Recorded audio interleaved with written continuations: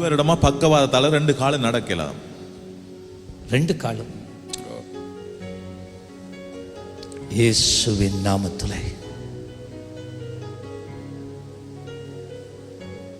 உம்முடைய தெய்வீக சுகம் இந்த சரீரத்தில் இறங்கி கொண்டிருக்கிறபடி நாளே நன்றி.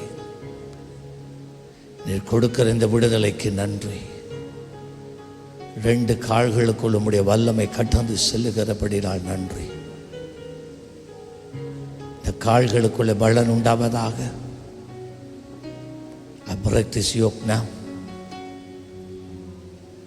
எல்லாம் புதிதாகட்டும், புதிதாகட்டும், புதிதாகட்டும். ஜீசஸ்.